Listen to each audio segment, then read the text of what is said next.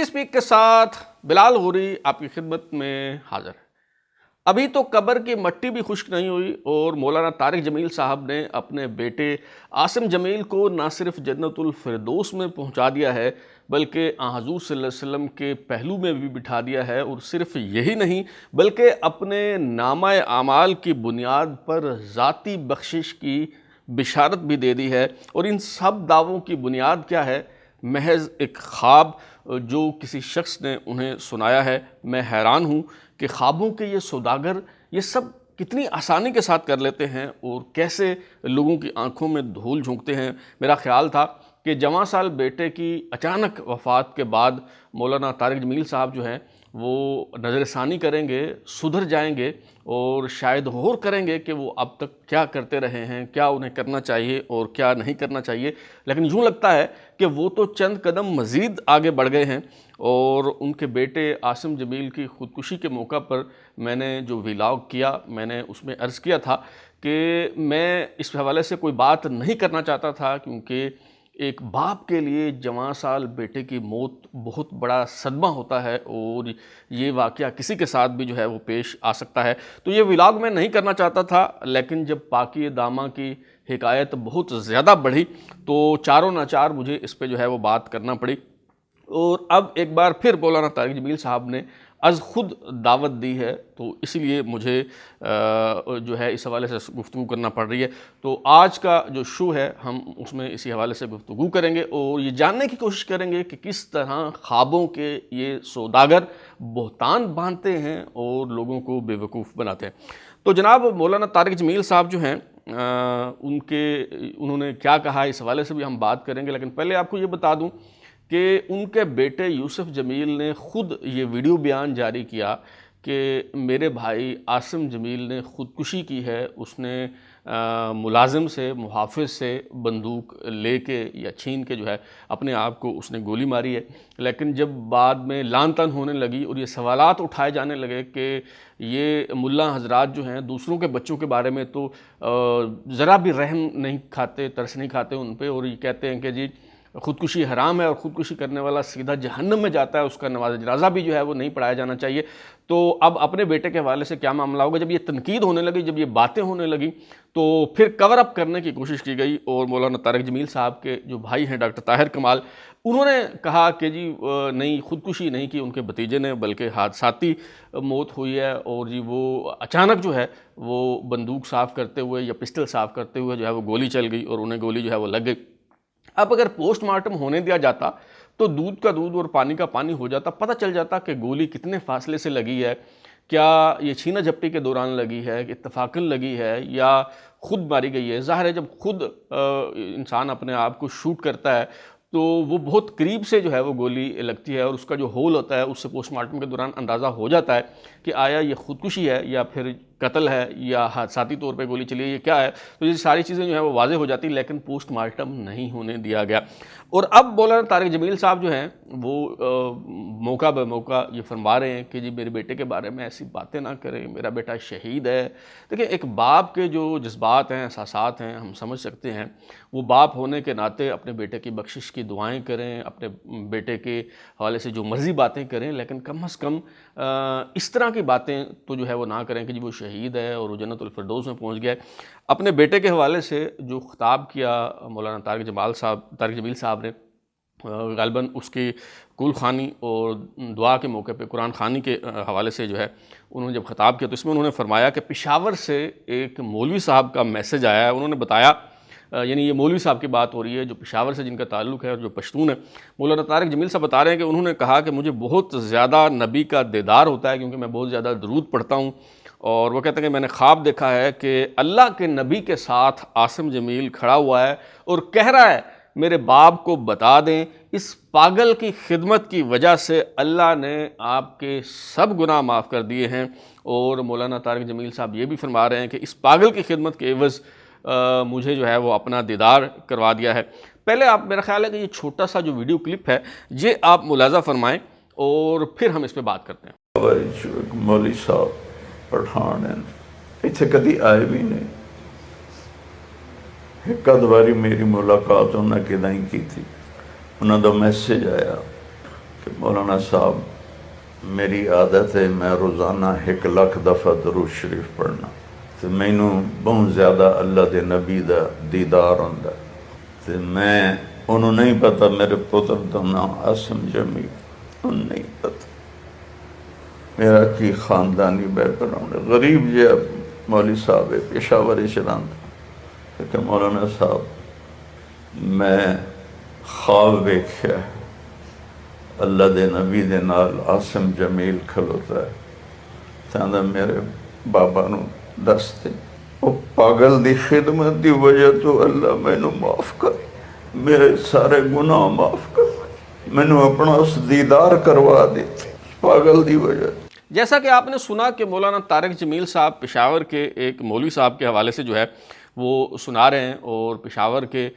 کسی نامعلوم مولوی کے کندھے پہ رکھ کے جو ہے وہ بندوق چلا رہے ہیں۔ وہ کہتے ہیں کہ مولانا طارق جمیل صاحب کے اس غریب کو، یعنی یہ جو پشاور کا مولوی ہے جو پٹھان ہے، پشتون ہے، اس غریب کو تو پتہ ہی نہیں ہے میرے بیٹے کا نام۔ تو مولانا صاحب گزشتہ ایک ہفتے سے آپ کے بیٹے کی وفات کے بعد اس پہ جتنی خبریں چلی ہیں، جتنے تجزیے ہوئے ہیں، جتنے تبصرے ہوئے ہیں، تو کیا یہ ممکن ہے کہ پاکستان میں کوئی ایسا شخص جس کے پاس موبائل فون بھی ہو، وہ آپ کو جانتا بھی ہو، وہ آپ کا چاہنے والا بھی ہو، اور اس کو یہ پتہ نہ ہو کہ آپ کے بیٹے کی وفات ہوئی ہے اور اس کا نام کیا ہے؟ میرا خیال ہے کہ جتنا ایک ذکر ہوا ہے تو یہ جو بات آپ کہہ رہے ہیں کہ اس غریب کو تو پتہ ہی نہیں ہے کہ میرے بیٹے کا نام جو ہے وہ عاصم جمیل ہو، یہ بات جو ہے وہ بالکل بے بنیاد ہے۔ اور دوسری بات یہ ہے کہ یہ جو خودکشی والی بات ہے یا حرام موت والی بات ہے، چلیں تھوڑی دیر کے لیے ہم اس کو سائڈ پہ رکھ دیتے ہیں، ہم اس بحث میں جو ہے وہ نہیں الجھتے۔ تو مجھے صرف اتنا بتا دیں کہ کوئی عام آدمی، کوئی غریب آدمی جب مرتا ہے تو آپ کیسے کیسی وعید اسے سناتے ہیں، کیسی کیسی باتیں بتاتے ہیں کہ قبر کا عذاب کیا ہوگا، مردے کا حال کیا ہوگا، قبر میں مردے کے ساتھ جو ہے وہ کیا سلوک ہوتا ہے، اچھا قبر کا عذاب ہوگا، اس کے بعد پھر یوم حساب ہوگا، یوم حشر ہوگا، نامہ اعمال پکڑایا جائے گا، جس کے دائیں ہاتھ میں نامہ اعمال تھمایا جائے گا وہ خوش ہوں گے، جس کے بائیں ہاتھ، اور پھر اس کے بعد جو ہے وہ جنت اور جہنم کا فیصلہ ہوگا، اور پل صراط جو ہے اس سے گزر کے جانا پڑے گا۔ کیسے کیسے مراحل جو ہیں وہ آپ بتاتے ہیں کہ ان سے گزر کے جنت یا جہنم میں جو ہے وہ جانا پڑے گا۔ لیکن آپ کا بیٹا جو ہے، کیا اس نے کوئی ڈائریکٹ فلائٹ پکڑ لی تھی کہ وہ ان سارے مراحل سے گزرنے کے بجائے سیدھا ہی جنت اور پھر دوست میں چلا گیا؟ اور کیا اللہ اور اس کے رسول کے ہاں بھی کوئی وی آئی پی پروٹوکول ہوتا ہے کہ جی وہ کسی مولانا کا بیٹا مرا ہے تو اسے وی آئی پی پروٹوکول ملے گا اور حضور صلی اللہ علیہ وسلم جو ہے وہ اسے اپنے ساتھ جو ہے وہ کھڑا کر لیں گے؟ اور یہ پہلی بار نہیں ہوا، مولانا جو ہے وہ اس طرح خوابوں کی بنیاد پہ اس طرح کی باتیں جو ہیں وہ کرتے چلے آئے ہیں۔ مثال کے طور پہ جب جنید جمشید فوت ہوئے طیارہ حادثے میں، جو حویلیاں ایئر کریش تھا اس میں، تو اس وقت بھی اے آر وائی پر وسیم بدامی کے شو میں مولانا طارق جمیل نے کچھ اسی طرح کی بات کی۔ انہوں نے کہا کہ جی ابھی مجھے انگلینڈ سے ایک دوست کا فون آیا ہے اور اس نے کہا کہ مجھے خواب میں حضور صلی اللہ علیہ وسلم کی زیارت ہوئی ہے، اور انہوں نے کہا ہے کہ مولانا طارق جمیل صاحب کو یہ پیغام پہنچا دیں کہ ان کا دوست ہمارے پاس پہنچ گیا ہے اور اللہ تعالیٰ نے اسے معاف کر دیا۔ اچھا پہلی بات تو یہ کہ حضور صلی اللہ علیہ وسلم جو ہے وہ کیا ڈائریکٹر طارق جمیل صاحب کے خواب میں نہیں آ سکتے تھے؟ انہیں کیا ضرورت تھی کہ وہ کسی اور کے خواب میں آئیں اور اسے کہیں کہ جاؤ فلاں کو جو ہے وہ پیغام پہنچاؤ؟ کیسی عجیب و غریب جو ہے وہ آپ باتیں کرتے ہیں یہ، اور اس سے بڑا دین کے ساتھ مذاق اور کیا ہو سکتا ہے؟ اس سے بڑی توہین رسالت جو ہے وہ کیا ہو سکتی ہے کہ کوئی بھی شخص اٹھے اور وہ کہے کہ جی مجھے اللہ کے رسول کی زیارت ہوئی ہے، دیدار ہوا ہے، اور اللہ کے رسول نے جو ہے وہ یہ فرمایا ہے۔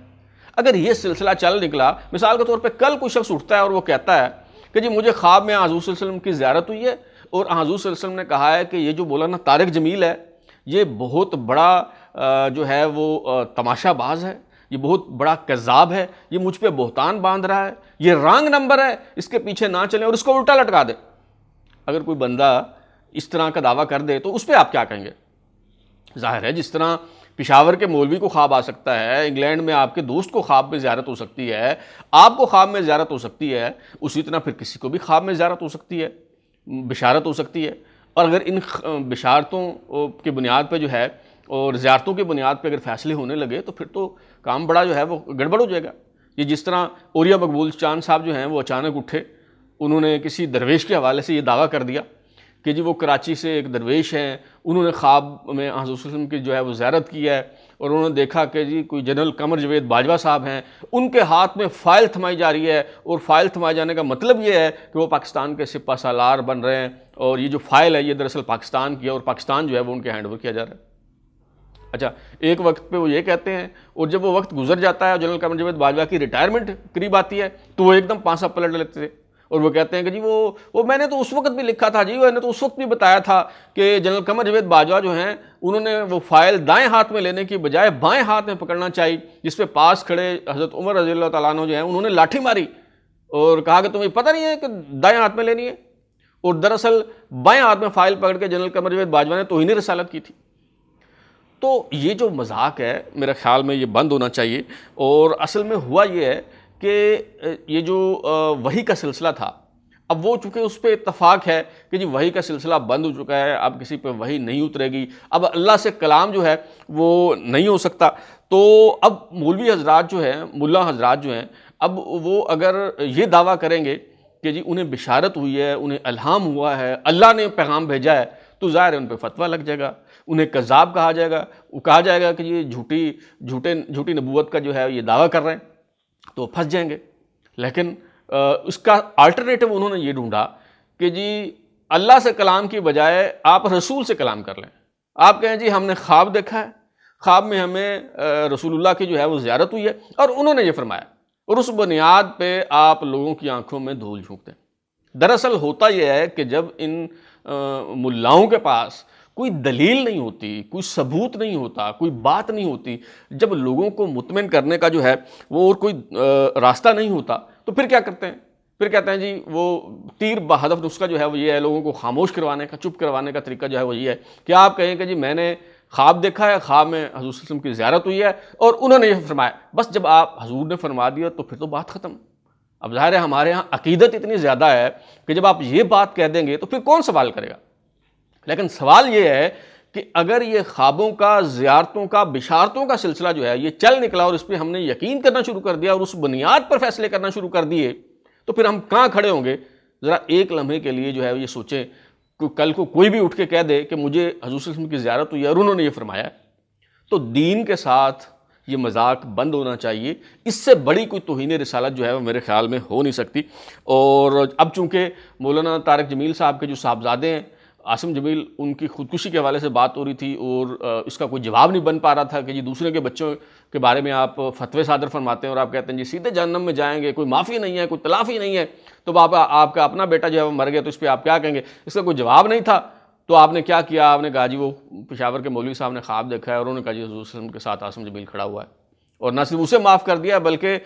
طارق جمیل صاحب کے گناہ بھی جو ہیں وہ معاف کر دیے۔ توبہ توبہ۔ اچھا، دین اس حوالے سے کیا کہتا ہے، اسلام کی تعلیمات کیا ہیں؟ وہ ظاہر ہے میں تو ایک گناہ گار آدمی ہوں،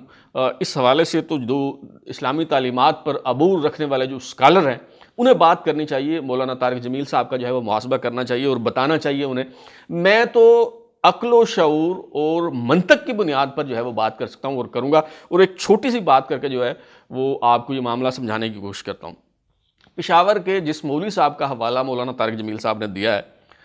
انہوں نے کہا ہے کہ جی وہ مولوی صاحب جو ہے وہ بہت زیادہ درود پڑھتے ہیں، وہ کہتے ہیں کہ جی میں دن میں 1,00,000 مرتبہ درود پڑھتا ہوں، اس وجہ سے مجھے نبی کی بہت زیادہ زیارت ہوتی ہے۔ اب کیا کوئی شخص ایک دن میں 1,00,000 مرتبہ درود پڑھ سکتا ہے؟ آئیے اسے عقل کی کسوٹی پہ جو ہے وہ پرکھنے کی کوشش کرتے ہیں۔ ایک دن میں 12 گھنٹے ہوتے ہیں، چلیں رات کو بھی آپ شامل کر لیں، 24 گھنٹے جو ہیں،